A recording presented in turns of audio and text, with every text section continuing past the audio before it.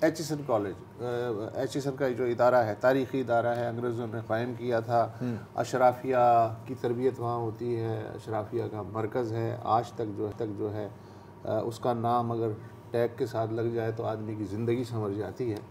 چھوٹے موٹے واقعات ہوتے رہتے ہیں بڑے بڑے شہروں میں. وہاں سے بھی خبر آ گئی کہ گورنر پنجاب جو ہیں بدیع الرحمان صاحب، انہوں نے احد چیمہ جو اس وقت اقتصادی امور اور کیبنٹ ڈویژن کے اسٹیبلشمنٹ ڈویژن کے وزیر ہیں، ان کے دو ماشاءاللہ بیٹے ہیں، مصطفیٰ اور عیسیٰ احد چیمہ.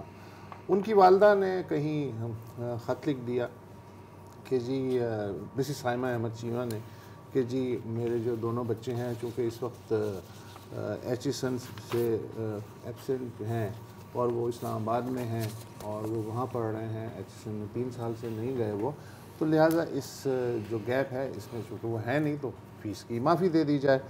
تو گورنر نے ظاہر ہے کہ ریلیونٹ لوگوں سے مشورہ کیا، انہوں نے کہا جی اس میں کوئی حرج نہیں ہے، تو انہوں نے فیس کی معافی کا اعلان کر دیا. اب گورنر کا کیا تعلق ہے ایچیسن سے؟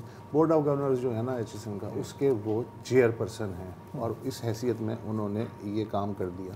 یا معاملہ دب جانا چاہیے تھا، لیکن جو پرنسپل ہیں وہاں کے انہوں نے استعفیٰ دے دیا. تو اس کی وجہ سے یہ ایک بہت بڑی کہانی بن گئی.